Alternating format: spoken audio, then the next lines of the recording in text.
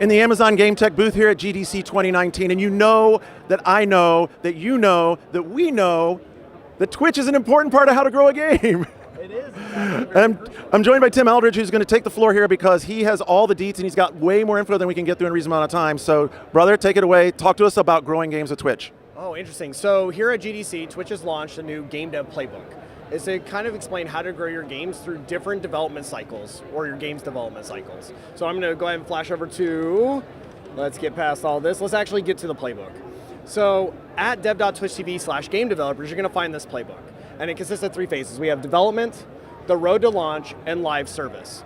So what this means is we want people usually to come to us here for Twitch, which is that kind of development, because once you come to us in that phase, we can start working on these new highly interactive experiences that I'll show later in the presentation, but that's where we're going to get truly new and kind of emergent gameplay.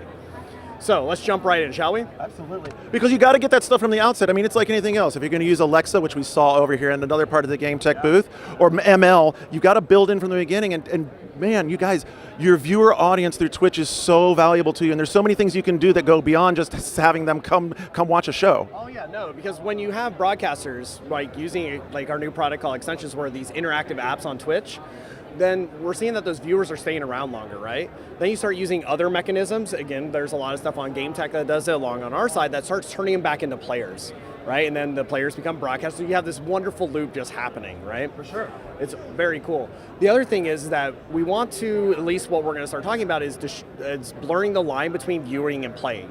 We want them to actually be part of the game, and we're going to show a couple examples in this talk. So, development, right? So during this phase, this is really crucial. This is kind of the foundation piece we need to kick this off with, is linking Twitch identity to your game. Because once you do that, you unlock a thing that we call streamer mode. Now, streamer mode allows you to get information like you're broadcasting the game. Now, I could do some really cool things with this. So from a gameplay standpoint, imagine you're about to fight a boss, right? And I'm like, okay, you have a huge Twitch audience right now, so I'm gonna start doing things. I'm gonna start throwing extra mobs, or maybe we're gonna highlight, or we're gonna do a big shout out in the game, because we want to feature. We want you to have a really enriched experience. Now, privacy is a big thing. And when you're streaming, I know that I don't wanna show my username, I don't wanna show my friends, but now that I know you're broadcasting, maybe I hide those UI elements. Or maybe I do some other things to make it more viewable. But wait a minute, could I be a trollish developer and also know, like, if you've got a bunch of people watching, I keep throwing things harder and harder until it actually overwhelms you just to kill you? Yes, I'm actually That'd be fun. So I'm gonna talk about a developer that did that, Dead Cells. So they did a Twitch identity link, right? And they were able to then take a viewer who's a bird that assists you while you're playing. The other thing is you could spawn chests. Now think about that for a second. You would think the community can spawn chests. I mean, it's just gonna break my game, right? It's gonna unbalance it. No, it depends on your community. Sometimes it'd be good, other times it'd be very bad. See what I'm saying? Like, it's an awesome element of randomness that brings in that really helps, like, now I see what you're saying, the line between viewer and player totally getting blurred and adding way so much to the game content. Agreed, and that's what we're going to be talking about as we go here. Cool. So let's dive in. We have extensions, and then we have game mods, okay? So with extensions, these are, like I said, these are interactive apps that live on Twitch. And we're going to talk about low interactivity to high interactivity. So in this case, with the Destiny 2 armory, this is the low interactivity. Like, I can see your gear. I can say, I start asking questions like, why do you have an origin story? Why are you a hunter? Maybe I can export this and start playing as you and kind of get a feel and be like, hey, why did you make this choice? Why are you doing this? It's low interactivity, but it's kind of cool, right? So then you can increase this, and we can go towards what GenVid did, which is get an overlay of the whole broadcast. So this is happening in real time as the people are playing. We're seeing where they're going, what items they're buying, the stats, right? So now we're giving that viewer that interactivity where they're in control. Yeah. Right? This is almost like I'm watching a inside the NFL Network kind of thing, right? You are, yeah, absolutely. So you're able to adjust to where you want. You can even change your perspective. Yeah. This is giving the viewer the control, right? So now they're more engaged, more interactive, they're more invested. Well, this is cool because I'm even actually able to see, like, when I throw a grenade, flashbang, or smoke grenade. Like, this is actually really cool. I'm sorry, I hadn't seen this part before. This is really cool. It's actually super awesome. They did it for esports around Counter-Strike. Of course, Cloud9's up here, but wait, the Cloud9 should be winning. No comment there. All right, so then this is where we're starting to talk about bringing the viewer into the game. So Blizzard did with StarCraft 2, where this extension, as they watch WCS or as you watch a StarCraft 2 streamer, you got points, and these points did more unlocks. Okay. And then you can take these unlocks into games. Now imagine, let's take it from a different angle. You're a big esports player. I'm a huge fan, huge fan. Thanks. And then maybe I get an unlock that has your logo on a banner. Now I'm playing the game and throwing your banner down whenever I win. I'm part of that community. I'm saying, you want something like cool like this, you got to go watch you.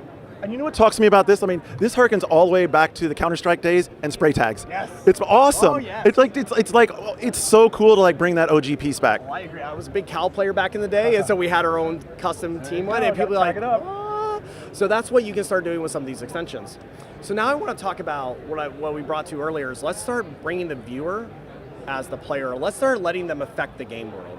So a lot of people don't know, but Twitch does game mods. Wait, can I be a turnip in Stardew? Oh, yes, you can. No way. Well, someone can make it for you. Oh, that's awesome. Yeah. So we do game mods here at Twitch. Through the Twitch desktop app, you can download mods for some of your favorite titles, or if you're a mod out there, you can come to CurseForge and upload your favorite projects to games. Very cool. So in this case, our mod authors have embraced extensions in super interesting ways. I'm going to talk about two of them. So the first one is You've Got Mail. I know. Uh-huh. I mean, I live in Seattle, but okay. I was going to say, I was looking around being like, okay, no one's going to say anything. Yeah, no one's going to, okay, we're good. So the broadcaster turns on the You Got Mail extension, installs the mod. When they do that, their community can use bits to give them in-game items. Oh, very cool. Now, just like Dead Cells, sometimes it's good, and other times it can be bad. So it depends on your community, right? What's in the box? What's in the box indeed.